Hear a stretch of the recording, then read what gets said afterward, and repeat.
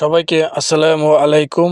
আশা করি সবাই আল্লাহর রহমতে ভালোই আছেন এবং আমিও আপনাদের দোয়াতে আল্লাহর অশেষ রহমতে আলহামদুলিল্লাহ ভালো আছি। তো প্রতিদিনের মতন আজকে চলে আসলাম আরেকটি রং ভিডিওতে। আজকের ভিডিওটা হবে ইসলামিক ভিডিও। যারা পারি মনোযোগ সহকারে ভিডিওটি দেখবেন। আর ভিডিওটি যদি আপনাদের কাছে ভালো লাগে, মনে করেন উপকৃত হচ্ছেন এবং বা কিছু শিক্ষণীয় আছে, তাহলে ভিডিওটা সবাই টাইমলাইনে শেয়ার করে দিবেন ইনশাআল্লাহ।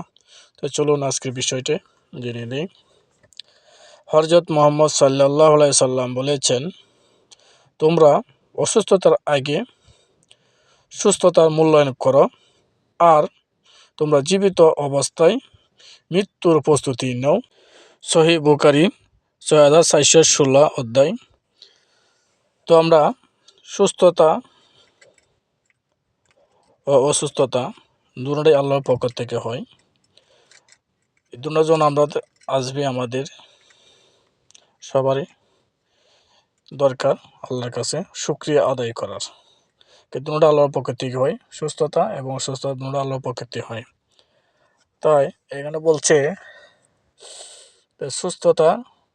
অসুস্থতার আগে সুস্থতার মূল্যায়ন করো। সুস্থ থাকলে আমরা কি করব?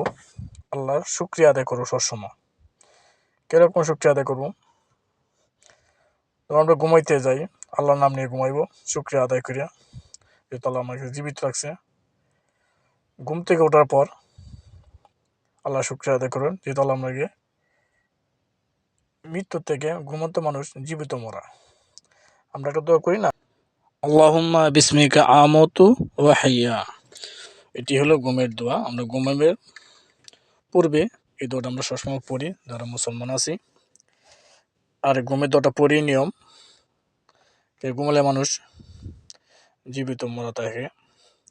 এই যে জীবিত মরা থেকে আল্লাহ সুস্থ করছে, এই সময় আল্লাহ শুকরিয়া আদায় করতে হবে। আল্লাহ কোন কোন নিয়ামতকে আপনি অস্বীকার করবেন?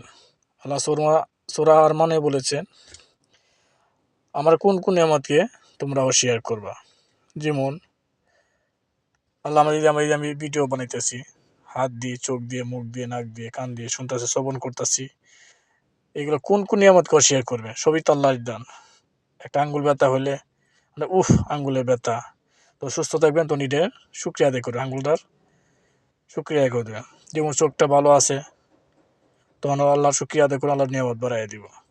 চোখে একটু ব্যথা হয় বা চোখে একটা ময়লা পড়ে, উফ উফ উফ করে আমরা ময়লাটা আমার উঠে পড়লো যদি, যেমন এই সুন্দর একটা হাসি দিয়ে আমরা হ্যাঁ সুস্থ থাকবেন, সুন্দর হাসি দিবেন, তখন আল্লাহর শুকরিয়া আদায় করবেন। মূল কথাই হলো, যখন আপনি সুস্থ থাকবেন তখন আল্লাহর শুকরিয়া আদায় করবেন সবসময়, তেন আল্লাহ পাক আমরা নিয়ামত আরো বাড়িয়ে দিবে সুস্থ থাকলে। তো আমরা যখন সুস্থতার অবস্থা মৃত্যুর পরিণ, আমরা সুস্থ থাকবো, সবসময় মৃত্যুর প্রস্তুতি নিব। আগামীকাল কি করব এই চিন্তা আমরা বেশি করি, অ্যাডভান্স করি, বলে আগামীকাল এটা করবো, আর আগামীকাল তো মরতেও পারি, এটা জানেন না? আগামীকাল মরতেও পারি। আমি ভিডিও বানাইতেছি, এই মুহূর্তে আল্লাহ সাল্লামকে ফালাই দাল হাফাকে, তাহলে আমার মৃত্যু এই মুহূর্তে হয়ে যাবে। তাহলে মৃত্যুকে সবসময় স্মরণ করি আগে। আর মৃত্যুর কথা সবসময় স্মরণ করলে আমরা 101 বার স্মরণ করতে পারেন প্রতিদিন। তারপরে এগুলোতে অন্যায় এই কাজগুলো, নিষেধ কাজগুলো, এগুলো আমরা মন থেকে আসবে না এবং করতে মন চাইবে না, সবসময় বাধা আসবে। তো মৃত্যুর প্রস্তুতি সবসময় নেবে মরার আগে, তাহলে আমাদের সুখ শান্তি এবং আখিরাত তো কামিয়াব, পরও কামিয়াব হয়ে যাবেন ইনশাল্লাহ। যারা পারি ইনশাল্লাহ। আজকে ভিডিওটা বড় করলাম না, ব্যাখ্যা দিলাম, অনেক বড় হয়ে যাবে, এতটুকু লাগে। তো পরবর্তী ভিডিও দেখার জন্য আপনারা অবশ্যই কমেন্ট করে জানাবেন। ভাই যারা পারেন ইনশাল্লাহ ভিডিওটা সবাই শেয়ার করে পাশে থাকবেন।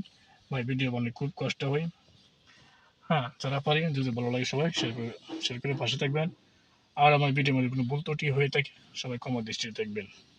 এরকম ভিডিও যদি আপনাদের পছন্দ হয়, দেখতে ভালো লাগে, অবশ্যই কমেন্ট করে জানাবেন। আমি এরকম ভিডিও দেওয়ার চেষ্টা করবো আপনাদের মাঝে। তো বিদায় নিলাম আজকের মতন, আবার দেখা হবে অন্য কোনো রং ভিডিওতে। আসসালামু আলাইকুম রহমতুল্লাহি ওয়া বারাকাতুহু। হাফেজ।